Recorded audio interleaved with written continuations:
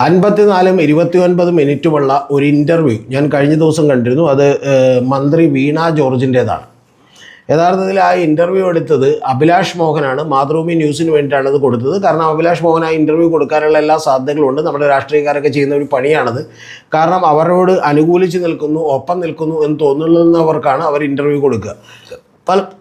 പലപ്പോഴും നമ്മുടെ രാഷ്ട്രീയ നേതാക്കന്മാരൊക്കെ ഇപ്പോൾ അസുഖകരമായ ചോദ്യങ്ങളൊക്കെ ഒന്നും നേരിടാൻ തയ്യാറല്ല എന്നുള്ളത് കൊണ്ടുകൂടിയാണത്.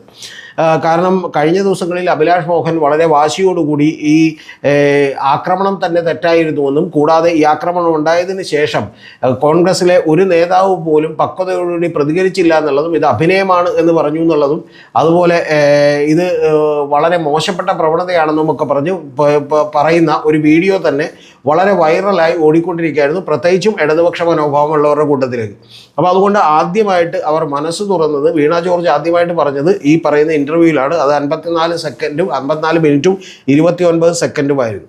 പക്ഷെ അതിൽ ഒരുപാട് ചോദ്യങ്ങൾക്കൊരു ക്ലാരിറ്റി ഇല്ല എന്നുള്ളത് എനിക്ക് വീണ ജോർജിനോട് പറയാനുണ്ട്. കാരണം വീണ ജോർജ് ആരെങ്കിലും വന്ന് സ്വയം തന്നെ അടിച്ചു എന്നവർ കൃത്യമായി പറയുന്നില്ല, പക്ഷെ അടിച്ചു എന്നുള്ള അർത്ഥത്തിൽ തന്നെയാണ് പറയുന്നത്. അവർ പറയുന്നത് തൊട്ടടുത്തേക്ക് വരുന്ന ദൃശ്യങ്ങളുണ്ടായിരുന്നു, കൂടാതെ ആ ദൃശ്യങ്ങളെല്ലാം തന്നെ അവർ പകർത്തിയതാണ് എന്നൊക്കെയാണ് പറയുന്നത്. പലപ്പോഴും അഭിലാഷ് മോഹൻ ഒന്നാമത്തെ പ്ലാറ്റ്ഫോമിൽ നിന്ന് നിങ്ങൾ നടന്ന് അപ്പുറത്തെ പ്ലാറ്റ്ഫോമിലേക്ക് എത്തിയതിന് ശേഷമാണ് ഈ സംഭവം ഉണ്ടാകുന്നത് എന്നുള്ളതിനെക്കുറിച്ച് ചോദിച്ചിരുന്നു. പക്ഷേ മുഖ്യമന്ത്രിയെ വിളിച്ചപ്പോൾ എന്തുകൊണ്ടാണ് ഈ കാര്യം പറയാതിരുന്നത്, ഇങ്ങനെ കഴുത്തിന് അടി കിട്ടിയിട്ടുണ്ട് എന്ന് പറയാതിരുന്നത് എന്തുകൊണ്ടാണെന്ന് ചോദിച്ചു. ഈ ഇൻ്റർവ്യൂവിൽ പോലും അവർ അടി കിട്ടിയിട്ടുണ്ട് എന്ന് പറയുന്നില്ല, പകരം പറയുന്നത് കഴുത്തിന് ഭയങ്കര വേദന എടുത്തിരുന്നു, എന്നെ അറ്റാക്ക് ചെയ്യാൻ തീരുമാനിച്ചാണ് ഒരാൾ വന്നത്, അയാൾ ഈ പോലീസ് വലയം ഭേദിച്ച് അടുത്തേക്ക് വന്നിരുന്നു എന്നുള്ളതെല്ലാമാണ് പറയുന്നത്. പക്ഷെ അപ്പോൾ പോലും ഈ RPFിൻ്റെയും ഇന്ത്യൻ റെയിൽവേയുടെയും ഒക്കെ ക്യാമറകൾ പ്രവർത്തിച്ചിരുന്നു. അവിടെ നിന്നുള്ള ക്യാമറ ദൃശ്യങ്ങൾ എന്തുകൊണ്ടാണ് എടുക്കാത്തത് എന്നൊക്കെയുള്ളത് വലിയ ചോദ്യചിഹ്നങ്ങളായി വരികയാണ്. പിന്നെ രണ്ടാമതൊരു കാര്യം എന്ന് പറഞ്ഞാൽ, അഭിലാഷ് മോഹൻ ചോദിക്കാത്തൊരു കാര്യം, ഒരു മന്ത്രിക്ക് സുരക്ഷ ഒരുക്കാൻ പറ്റിയില്ലെങ്കിൽ അത് പോലീസിൻ്റെ വീഴ്ച കൂടിയല്ലേ എന്ന് പറയുന്നൊരു ചോദ്യം ക്രിട്ടിക്കലി അവരോട് ചോദിക്കേണ്ട ഒരു ചോദ്യമാണ്. അത്തരത്തിലുള്ള ചോദ്യവും ഉണ്ടായില്ല. പക്ഷേ വീണ ജോർജ് കഴിവിൻ്റെ പരമാവധി ന്യായീകരിക്കാൻ ശ്രമിച്ചെങ്കിൽ പോലും കംപ്ലീറ്റ്ലി 54 മിനിറ്റും 29 സെക്കൻഡുമുള്ള ഇൻ്റർവ്യൂവിൽ വലിയ അവ്യക്തതയാണ് ഉണ്ടായിട്ടുള്ളത് എന്നുള്ളതാണ് വാസ്തവം. കാരണം ഇതിൽ ഇതിൻ്റെ ദൃശ്യങ്ങൾ പുറത്തേക്ക് വീണ്ടും വന്നില്ലെങ്കിൽ, ഒരു ക്ലാരിറ്റിയോടുകൂടി അറ്റാക്ക് ചെയ്യപ്പെടുന്ന, ആക്രമിക്കപ്പെടുന്ന ഏതെങ്കിലും ദൃശ്യങ്ങൾ വന്നില്ലെങ്കിൽ സ്വാഭാവികമായിട്ടും അത് LDFന് ഒരു വലിയ മോശപ്പെട്ട കാര്യമായിരിക്കും എന്നുള്ള കാര്യത്തിൽ എനിക്കൊരു സംശയമില്ല. പക്ഷേ ഒരു കാര്യം ഞാൻ ഇപ്പോഴും പറയുന്നു, രണ്ട് പേരുടെ ഭാഗത്തുനിന്നും അപക്വമായിട്ടുള്ള നിലപാടുകളാണ് ഇതിലുണ്ടായിട്ടുള്ളത്. കാരണം അങ്ങനെ ഒരു പ്രതിഷേധം നടത്തേണ്ട ആവശ്യമില്ല. യഥാർത്ഥത്തിൽ കുറച്ചുകൂടി മച്ചുവടായി KSUക്കാരൊക്കെ പെരുമാറേണ്ടതാണ്. ഇനി അതല്ലെങ്കിൽ തന്നെ വലിയൊരു ചോദ്യം കൂടി ചോദിക്കുന്നുണ്ട്. ആ ചോദ്യത്തിന് ഉത്തരം കേട്ടപ്പോൾ എനിക്ക് വലിയ ബുദ്ധിമുട്ട് തോന്നി, നമ്മുടെ രാഷ്ട്രീയം എങ്ങോട്ടാണ് പോകുന്നതെന്ന്. കാരണം പ്രതിപക്ഷത്തുള്ള മറ്റു പാർട്ടികളിലെ ഏതെങ്കിലും നേതാക്കന്മാർ വിളിച്ചിരുന്നോ എന്ന് വീണയോട് ചോദിക്കുന്നുണ്ട്. അപ്പോൾ ഗവർണർ മാത്രമാണ് വിളിച്ചത് എന്ന് പറയുന്നു. അതായത് രാജേന്ദ്ര വിശ്വനാഥ് ആർലേക്കർ മാത്രമാണ് വിളിച്ചത്. അപ്പോൾ അത് BJPക്കാരനായ ഗവർണറാണ്. പക്ഷേ അദ്ദേഹം ഗവർണർ പോസ്റ്റ് ഇരിക്കുന്നതാണ്. സ്വാഭാവികമായിട്ടും അദ്ദേഹത്തിൻ്റെ കൂടി ഗവൺമെൻറ് എന്നുള്ള നിലക്കാണ് ഒരു ആളുകൾ കരുതപ്പെടുന്നത്. അപ്പോൾ അതുകൊണ്ടൊരു മന്ത്രിക്ക് അപകടം പറ്റിയാൽ അദ്ദേഹം വിളിക്കേണ്ടതാണ്. പക്ഷേ പ്രതിപക്ഷത്ത് നിന്ന് ഒരു നേതാവ് പോലും വിളിച്ചില്ല എന്ന് പറയുമ്പോൾ നമുക്ക് മനസ്സിലാക്കാൻ കഴിയുന്ന ഒരു കാര്യം, 2026 തെരഞ്ഞെടുപ്പിലേക്ക് അടുക്കാൻ വേണ്ടി നിൽക്കുമ്പോൾ അങ്ങനെ വിളിക്കുകയും സംസാരിക്കുകയും ഒക്കെ ചെയ്തതിന് ശേഷം ഇത് കളവാണ്, തട്ടിപ്പാണ് എന്നൊക്കെ പറയാനുള്ള ഒരു ബുദ്ധിമുട്ടുണ്ടാവും. ആ ബുദ്ധിമുട്ട് സ്വാഭാവികമായിട്ടും ഇത് അല്ല, ശരിയായിട്ടുള്ളൊരു കാര്യമാണ്, ഞങ്ങൾക്ക് തെറ്റുപറ്റിയെന്ന് പറഞ്ഞാൽ ഇലക്ഷനിൽ വലിയ ഡാമേജ് ഉണ്ടാകും.